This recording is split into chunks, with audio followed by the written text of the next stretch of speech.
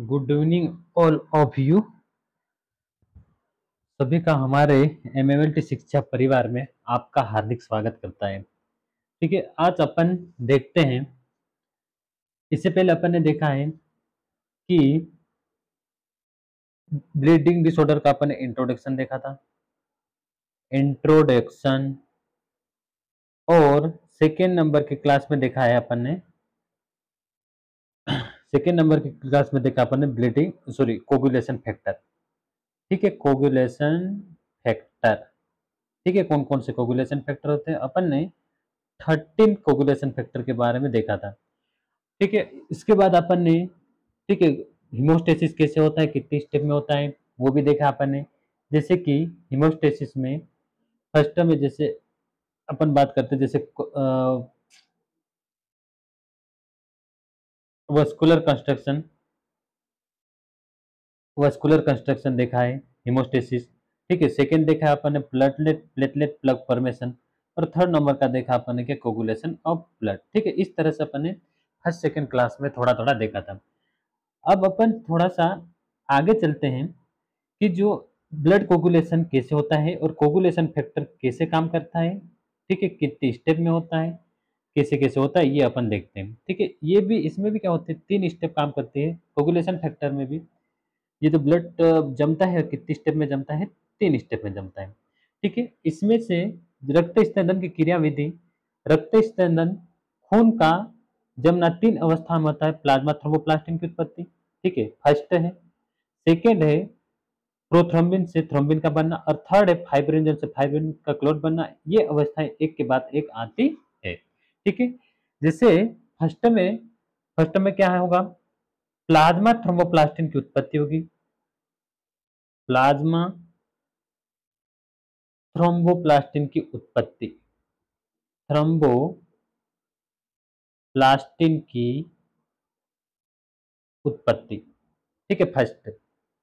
Second है prothrombin से thrombin का बनना, प्रोथ्रोम्बिन से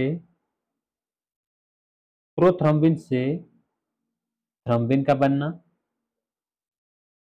प्रोथ्रोम्बिन से थ्रोम्बिन का बनना। और थर्ड नंबर की स्टेप है फाइब्रिनोजन से फाइब्रिनोजन से फाइब्रिनोजन से फाइब्रिन का बनना, फाइब्रिनोजन से फाइब्रिन का बनना। ठीक है, इस तरह से ब्लड 3 स्टेप में कंप्लीट होता है। ठीक है, अपन सबसे फर्स्ट, अब अपन क्या करते हैं कि सबसे पहली अवस्था देखते हैं, फर्स्ट स्टेप देखते हैं। ठीक है, इसको इरेज कर देते हैं, मिटा देते हैं, सॉरी।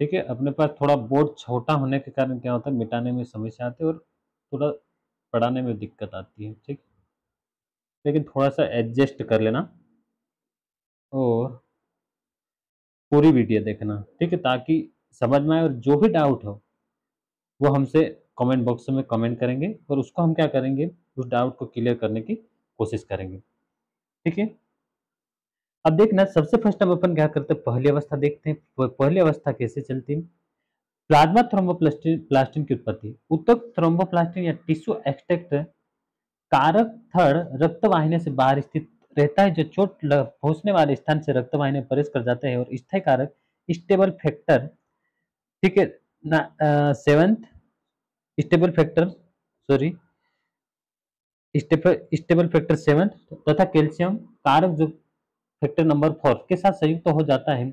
रक्त वाहिनी से बाहर उत्पन्न होने के कारण इसे बाह्य तंत्र या फिर एक्सट्रिंसिक सिस्टम के रूप में बताया जाता है, जिसमें स्कंदन कारक थर्ड, स्कंदन कारक यानी कि coagulation factor third, coagulation factor fourth और कोगुलेशन फैक्टर 7 समावेश होता है। ये अपन फर्स्ट एंड सेकंड क्लास में भी देखा था। चलो एक बार और देख लेते हैं इसके बारे में। जब क्या होता है, फर्स्ट स्टेप में थ्रोम्बोप्लास्टिन की उत्पत्ति होती है। ठीक है, थ्रोम्बोप्लास्टिन की उत्पत्ति कैसे होती है, थ्रोम्बोप्लास्टिन की उत्पत्ति। ठीक है, अब मैं यहाँ पे बनाता हूँ ब्लड वेसल्स। ठीक है, ब्लड वेसल्स में क्या होता है कि ये जो है कोगुलेशन फैक्टर में कारक यानी कि फैक्टर नंबर थर्ड का है। ठीक है, कोगुलेशन फैक्टर थर्ड है, जो क्या होता है कि जो इस तरह से क्या होता है, ब्लड वेसल्स के बाहर प्रेजेंट होता है। ठीक है, बाहर प्रेजेंट होता है। जैसे ब्लड वेसल्स को चोट लगती है, चोट लगते ही क्या हो जाता है कि जो फैक्टर नंबर थर्ड होता है, वो क्या होता है, चोट लगने वाली जगह से क्या कर जाता है, अंदर चले जाते हैं। कहाँ पे? ब्लड वेसल्स के अंदर। ठीक है, ये अपनी क्या है, ब्लड वेसल्स, ब्लड वेसल्स। ठीक है, जैसे ही चोट लगी वैसे ही क्या हो गया कि जो फैक्टर नंबर थर्ड है, वो क्या कर रहा है, इस ब्लड वेसल्स के अंदर चले गए। ठीक है, से बाहर स्थित रहता है, जो चोट पहुंचने वाले स्थान से रक्त वाहिनी में प्रवेश कर जाते हैं, और स्थायी कारक स्टेबल फैक्टर सेवंथ तथा कैल्शियम फोर्थ के साथ संयुक्त हो जाता है। मतलब क्या है कि ये जो बाहर है, ठीक है, बाहर है, ये क्या करेगा, जैसे ही अंदर जाएगा और अंदर जाते ही क्या करेगा, स्टेबल फैक्टर यानी कि फैक्टर नंबर सेवंथ और फैक्टर नंबर फोर्थ के साथ क्या हो जाता है, जैसे अंदर गए वैसे क्या उनके साथ हाथ जाके जुड़ जाता है। बात समझ में इतनी? ठीक है, बाहर कौन सा फैक्टर है, थर्ड नंबर का है, और जैसे अंदर गया वैसे ही किसके किसके साथ संयुक्त हो जाएगा, जुड़ जाएगा, फैक्टर नंबर सेवंथ और फैक्टर नंबर सेवंथ के साथ। इस तरह से क्या हो जाता है, संयुक्त हो जाते हैं।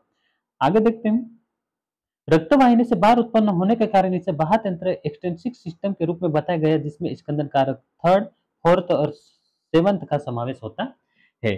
ठीक है, ये जो क्या होता है कि रक्तवाहिनी यानी कि ब्लड वेसल्स के बाहर होने के कारण इनको इनको क्या बोला जाता है, एक्सट्रिंसिक फैक्टर कहा जाता है। ठीक है, ये फैक्टर कहाँ पे प्रेजेंट होते हैं, ब्लड वेसल्स के बाहर। ठीक है, ब्लड वेसल्स के बाहर। ठीक है, ब्लड वेसल्स के बाहर प्रेजेंट होने के कारण इनको क्या बोला जाता है, एक्सट्रिंसिक एक्सट्रिंसिक एक्सट्रिंसिक सिस्टम या फिर फैक्टर कहा जाता है। कौन कौन से फैक्टर को, फैक्टर नंबर थर्ड, ठीक है, और फैक्टर नंबर फोर्थ और फैक्टर नंबर सेवंथ। इस तरह से जो तीन फैक्टर हैं, ये इन सभी तीनों फैक्टर को क्या बोला जाता है, extrinsic factor. Extrinsic factor, extrinsic factor क्यों कहा जाता है, क्योंकि ये ब्लड वेसल्स क्या होते हैं, बाहर पर्जन होते हैं। ठीक है, बाहर पर्जन होता है क्योंकि ये जो एक क्या होता है, फैक्टर नंबर थर्ड होता है, जैसे ही क्या करता है, अंदर जाता है, तो फैक्टर नंबर फोर्थ और फैक्टर नंबर सेवन से जाके क्या हो जाता है, जुड़ जाता है। तो ये बाहर होने के कारण क्या बोला जाता है, इनको एक्सट्रिंसिक सिस्टम या फिर एक्सट्रिंसिक फैक्टर के रूप में जाना जाता है। इतना समझ में आ गया? ठीक है, अब अपन आगे बढ़ते हैं सेकंड नंबर की स्लाइड पे। रक्तवाहिनी के भीतर आंतरिक सिस्टम यानी कि इंट्रिंसिक सिस्टम होता है। ठीक है, अब देखना, इससे पहले अपन ने क्या देखा कि एक्सट्रिंसिक फैक्टर, अब अपन बात करेंगे किसकी, आंतरिक तंत्र। ठीक है, आंतरिक तंत्र, आंतरिक तंत्र हिंदी वाले भी देखेंगे ध्यान से, आंतरिक तंत्र, और इंग्लिश वाला भी ध्यान से सुनेंगे। ठीक है, आंतरिक तंत्र इसको बोला जाता है इंट्रिक्सिक इंट्रिक्सिक सिस्टम। ठीक है, इंट्रिंसिक सिस्टम या फिर आंतरिक तंत्र। अब देखना, आगे देखते हैं, जिसमें स्कंदन कारक फोर्थ और एट्थ, इलेवेंथ, नाइन्थ, इलेवेंथ और ट्वेल्थ होते हैं। अब देखना, इंट्रिंसिक फैक्टर किसे बोलते हैं, किसे बोलते हैं, क्योंकि इस तरह से ब्लड वेसल्स होती हैं। ठीक है, ब्लड वेसल्स होती है, और ब्लड वेसल्स में प्रेजेंट होते हैं कौन कौन से factor, factor number fourth number का, ठीक है, कैल्शियम होता है। ठीक है, और कौन सा होता है, एट्थ नंबर का होता है, एंटी हीमोफिलिक फैक्टर होता है। ठीक है, और एक होता है नाइन्थ नंबर का। ठीक है, नाइन्थ नंबर का जो होता है, नाइन्थ नंबर का होता है, और एक कौन सा होता है, 11 नंबर का। ठीक है, एक होता है 11वें नंबर का, और एक होता है 12वें नंबर का। ठीक है, इस तरह से इन सभी फैक्टर को क्या बोला जाता है, इंट्रिंसिक फैक्टर या फिर इंट्रिंसिक पाथवे या फिर इंट्रिंसिक सिस्टम। बात समझ में इतने, क्यों, क्योंकि ये जो जितने भी फैक्टर है वो क्या होते हैं, इस ब्लड वेसल्स के अंदर प्रेजेंट होते हैं। ठीक है, इसलिए इन सभी factor, factor number four, factor number eight, factor number nine, factor number 11 और फैक्टर नंबर 12, इन सभी फैक्टर को क्या बोला जाता है, इंट्रिंसिक सिस्टम या फिर इंट्रिंसिक पाथवे। बात समझ में इतनी? ठीक है, आगे बढ़ते हैं अपन इसको थोड़ा सा इरेज करते हैं। यहाँ तक समझ में आ गया सभी को? ठीक है। ठीक है, ये कौन कौन से फैक्टर होते हैं वो पिछली वाली क्लास में देख लेना, ठीक है, ध्यान से, ताकि अच्छे से समझ में आए। ठीक है, अब अपन आगे बढ़ते हैं। कैल्शियम जो है कारक number factor number 4, factor number 8, factor number 9, factor number 11 तथा फैक्टर नंबर 12 होते हैं, जो सभी रक्त परिसंचरण में विद्यमान रहते हैं। बाह्य तंत्र रक्त वाहिनी में पहुंचकर आंतरिक तंत्र से जुड़ जाता है। ठीक है, अब देखना, ये जो जितने भी फैक्टर हैं, सॉरी, ठीक है, अब ये जो बाहरी तंत्र वाले होते हैं, बाहरी तंत्र यानी कि एक्सट्रिंसिक फैक्टर, एक्सट्रिंसिक फैक्टर, ठीक है, एक्सट्रिंसिक फैक्टर होता है। ठीक है, और ये जो एक्सट्रिंसिक फैक्टर जितने भी होते हैं वो क्या करते हैं, ब्लड वेसल्स के अंदर जाके किससे जुड़ जाते हैं, इंट्रिंसिक फैक्टर से। ठीक है, इंट्रिंसिक फैक्टर से, इंट्रिंसिक फैक्टर से जाके क्या हो जाते हैं, जुड़ जाते हैं। ठीक है, पहुंचकर आंतरिक तंत्र से जुड़ जाता है और बाद में वे एक होकर फैक्टर नंबर 5 तथा फैक्टर नंबर 10 को भी समाविष्ट कर लेते हैं। मतलब क्या है कि जो एक्सटेंसिव फैक्टर है वो कहाँ पे है, ब्लड वेसल्स के अंदर गए। ब्लड वेसल्स के अंदर क्या होते हैं, इंट्रिंसिक फैक्टर होते हैं, जैसे factor number 4, factor number 8, factor number 9, factor number 2 11, factor number 12। इस तरह से क्या होते हैं, ये सभी के सभी इंट्रिंसिक फैक्टर है। ठीक है, उसके बाद क्या होता है, फैक्टर नंबर 5 जो होता है, फैक्टर नंबर 5 होता है और फैक्टर नंबर 10th होता है। इनको भी क्या कर लिया जाता है, इनके साथ क्या कर लिया जाता है, मिला लिया जाता है। बात समझ में आई थी?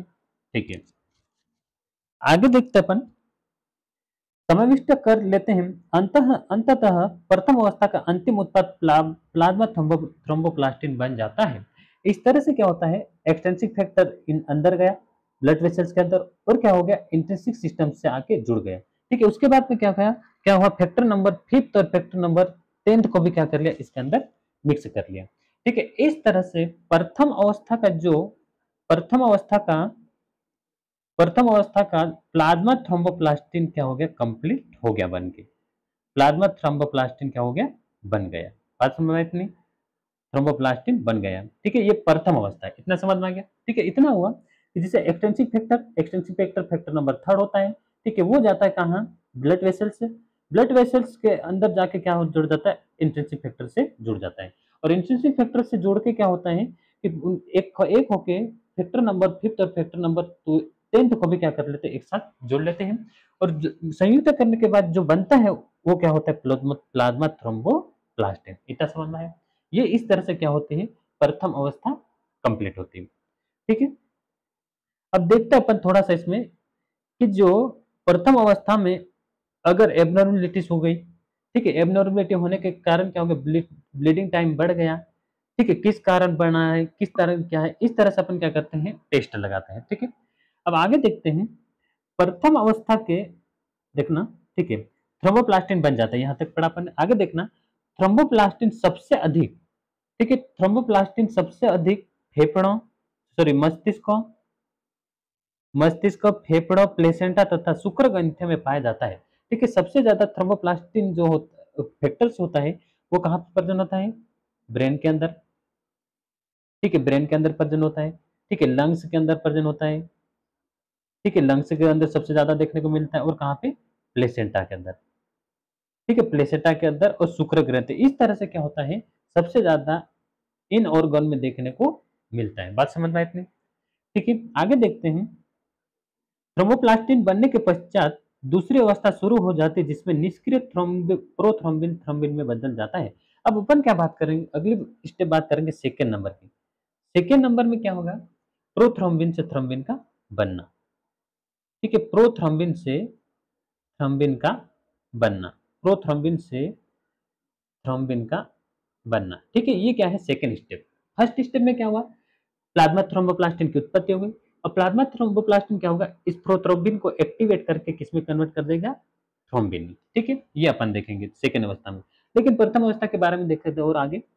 प्रथम अवस्था के आंतरिक तंत्र यानी कि इंट्रिंसिक सिस्टम में स्थित किसी भी दोष की पहचान यानी कि सक्रिय आंशिक थ्रोम्बोप्लास्टिन समय एक्टिवेटेड पार्शियल थ्रोम्बोप्लास्टिन टाइम के द्वारा कर ली जाती है। मतलब क्या हुआ, आगे देखना है। ठीक है, इसको मैं एक बार मिटा देता हूं। इस तरह से। ठीक है, देखना जिससे क्या हुआ कि जैसे प्लाज्मा थ्रोम्बोप्लास्टिन है, ठीक है, प्लाज्मा थ्रोम्बोप्लास्टिन की उत्पत्ति हुई फर्स्ट स्टेप में, प्लाज्मा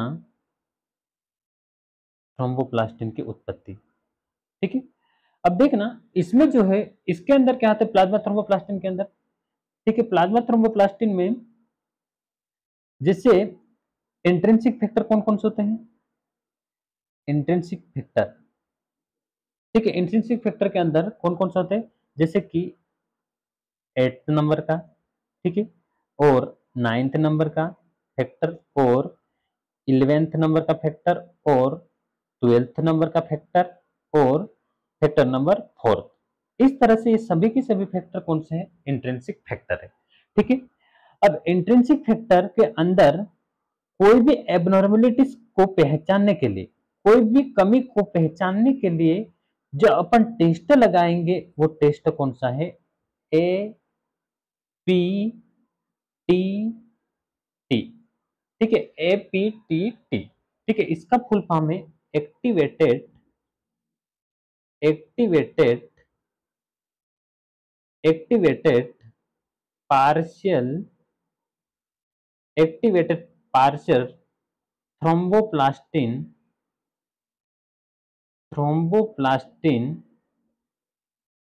थ्रोम्बोप्लास्टिन टाइम। ठीक है, एक्टिवेटेड पार्शियल थ्रोम्बोप्लास्टिन टाइम। ठीक है, एपीटीटी किस लिए किया जाता है कि जो प्रथम अवस्था है, प्रथम अवस्था में क्या बनता है, प्लाज्मा थ्रोम्बोप्लास्टिन। ठीक है, प्लाज्मा थ्रोम्बोप्लास्टिक को बनाने में हेल्प कौन करेंगे, इंट्रिंसिक फैक्टर के अंदर factor number 8, factor number 9, factor number 11, factor number 12 और फैक्टर नंबर 4। ये सभी के सभी फैक्टर क्या होता है, इंट्रिंसिक फैक्टर। तो इनकी पहचान के लिए, इनमें इनमें कमी की पहचान के लिए, इसके अंदर कोई कमी तो नहीं है, इनमें कोई एबनॉर्मलिटीज तो नहीं है, इसकी पहचान के लिए, इन दोष को पहचानने के लिए, जानने के लिए जो टेस्ट किया जाता है वो कौन सा टेस्ट होता है, एपीटीटी। क्या बोला जाता है, APTT, activated partial thromboplastin time. ठीक है, एक्टिवेटेड पार्शियल थ्रोम्बोप्लास्टिन टाइम। ठीक है, ये टेस्ट किया जाता है किस लिए, आंतरिक यानी कि इंट्रिंसिक फैक्टर का पता लगाने के लिए। इंट्रिंसिक फैक्टर में कोई कमी तो नहीं है, ठीक है, या फिर कोई दोष तो नहीं है, इसे पहचानने के लिए क्या करते हैं, एपीटीटी करते हैं। इतना समझ में आ गया। ठीक है, ठीक है, अब अपन आगे बढ़ते हैं।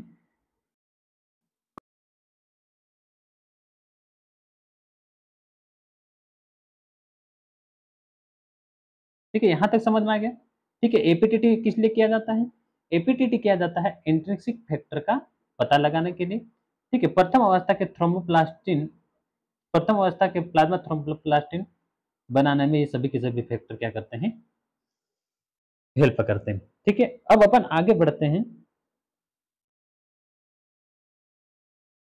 ठीक है, ये अपन ने देख लिया। ठीक है, प्रथम अवस्था क्या थी, ठीक है, अपन ने देख लिया अभी। ठीक है, अगली स्लाइड पे चलते हैं, 4th नंबर। ठीक है, ये ठीक है, अब अपन देखते हैं दूसरी अवस्था। ठीक है, प्रथम अवस्था में अपन ने क्या किया, प्लाज्मा थ्रोम्बोप्लास्टिन की उत्पत्ति।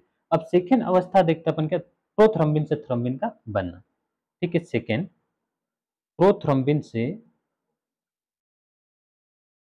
प्रोथ्रोम्बिन से प्रोथ्रोम्बिन से प्रोथ्रोम्बिन से थ्रोम्बिन का बनना, प्रोथ्रोम्बिन से थ्रोम्बिन का बनना। ठीक है, ये सेकेंड स्टेप है। इसमें देखना दूसरी अवस्था में पहली अवस्था के अंतिम उत्पाद थ्रोम्बोप्लास्टिन द्वारा प्रोथ्रोम्बिन यानी कि फैक्टर सेकेंड को सक्रिय बनाया जाता है। ठीक है, अब ये जो है अपन ने जो फर्स्ट स्टेप है, ठीक है, फर्स्ट स्टेप में क्या बना था, थ्रोम्बोप्लास्टिन। क्या बना था, थ्रोम्बोप्लास्टिन। ठीक है, थ्रोम्बोप्लास्टिन बना था। अब ये जो थ्रोम्बोप्लास्टिन क्या करेगा, थ्रोम्बोप्लास्टिन जो है फैक्टर नंबर सेकेंड को क्या कर देगा, एक्टिवेट कर देगा। ठीक है, फैक्टर नंबर सेकेंड को क्या करेगा, ये एक्टिवेट करेगा। ठीक है, फैक्टर नंबर को एक्टिवेट करके क्या करेगा, ये प्रोथ्रोम्बिन है, प्रोथ्रोम्बिन से क्या बना देगा, थ्रोम्बिन बना देगा। बात समझ में आई, प्रोथ्रोम्बिन से क्या बना देगा, थ्रोम्बिन बना देगा। ठीक है, अब देखना ये जो प्रोथ्रोम्बिन है, ठीक है, अब देखना जो अपने जो प्रथम अवस्था में क्या बनाते हैं, थ्रोम्बोप्लास्टिन बनाते हैं। थ्रोम्बोप्लास्टिन बना था। जो थ्रोम्बोप्लास्टिन क्या हुआ कि थ्रोम्बोप्लास्टिन जो है कि ये क्या करता है, थ्रोम्बो फैक्टर नंबर सेकेंड यानी कि फैक्टर नंबर सेकेंड प्रोथ्रोम्बिन को क्या कर देता है, एक्टिवेट कर देता है। ये काम किसने किया, प्रथम अवस्था में जो बना था थ्रोम्बोप्लास्टिन ने। ठीक है, थ्रोम्बोप्लास्टिन ने क्या किया, फैक्टर नंबर सेकेंड यानी कि प्रोथ्रोम्बिन को एक्टिवेट करके यानी कि सक्रिय करके क्या बना दिया, थ्रोम्बिन बना दिया। बात समझ में इतनी, जिसके परिणाम स्वरूप थ्रोम्बिन बनता है। दूसरे अवस्था में स्थित किसी भी दोष कारक सेकेंड की कमी की बड़े हुए प्रोथ्रोम्बिन समय को पहचान के लिए जाए, इसके पश्चात तीसरी अवस्था में फाइब्रिन से फाइब्रिन बनता है। अब देखना इसमें जो है प्रोथ्रोम्बिन से थ्रोम्बिन बनने में कोई भी एबनॉर्मेलिटीज हो जाती है, ठीक है, कोई भी एबनॉर्मेलिटीज हो जाती है या फिर कुछ भी कमी हो, इसकी पहचान के लिए यानी कि इसको जानने के लिए जो टेस्ट किया जाता है उस टेस्ट का नाम है पीटी। ठीक है, इसके बारे में अपन आगे डिटेल में पढ़ेंगे। क्या बोलते हैं इसको, पीटी। इसका फुल फॉर्म है prothrombin time, prothrombin time, prothrombin time. ठीक है, इतना समझ में आ गया। ठीक है, क्या हुआ कि प्रोथ्रोम्बिन जो है, प्रोथ्रोम्बिन को एक्टिवेट कौन करता है, थ्रोम्बोप्लास्टिन। ठीक है, थ्रोम्बोप्लास्टिन ने प्रोथ्रोम्बिन को एक्टिवेट कर दिया और क्या बन गया, थ्रोम्बिन बन गया। ठीक है, प्रोथ्रोम्बिन से थ्रोम्बिन बनने में कोई एबनॉर्मलिटीज हो जाती है या फिर समय ज्यादा हो रहा है, ज्यादा लग रहा है या फिर इस तरह से कुछ भी एबनॉर्मलिटीज आ जाती है, तो एबनॉर्मलिटीज को, असामान्यता को पता न करने के लिए जो टेस्ट लगाया जाता है वो कौन सा होता है, पीटी। पीटी यानी कि प्रोथ्रोम्बिन टाइम। इतना समझ में आ गया। ठीक है, इसके पश्चात तीसरी अवस्था में फाइब्रिन से फाइब्रिन बनता है। ठीक है, अब अपन क्या करेंगे, अगली स्टेप देखते हैं। ठीक है, थर्ड नंबर, यहाँ सेकंड स्टेप तो समझ में आ गया। ठीक है, फर्स्ट स्टेप में अपन ने थ्रोम्बोप्लास्टिन की उत्पत्ति पढ़ी, सेकंड में अपन ने पढ़ा है प्रोथ्रोम्बिन से थ्रोम्बिन बनना, और अपन क्या करते हैं, थर्ड नंबर का देखते हैं। ठीक है, इस तरह से। ठीक है, अपन अब बात करते हैं तीसरी अवस्था। ठीक है, तीसरी अवस्था, थर्ड अवस्था, इसमें क्या कर होता है, फाइब्रिन से फाइब्रिन बनना, फाइब्रिनोजन से फाइब्रिनोजन से फाइब्रिन बनना। ठीक है, फाइब्रिनोजन से फाइब्रिन बनना, ये क्या है, थर्ड नंबर की स्टेप है। ठीक है, थर्ड नंबर की स्टेप है। इसमें देखते अपन फाइब्रिनोजन से फाइब्रिन का बनना, यह रक्त स्कंदन क्रिया की अंतिम अवस्था है, मतलब ब्लड कोगुलेशन प्रोसेस की लास्ट अवस्था है, जिसमें दूसरी अवस्था के अंतिम उत्पाद थ्रोम्बिन द्वारा निष्क्रिय फाइब्रिनोजन कारक फैक्टर नंबर फर्स्ट को सक्रिय बनाया जाता है। ठीक है, प्रथम अवस्था में अपने पास क्या बना था, थ्रोम्बिन बना था। क्या बना था, थ्रोम्बिन बना था।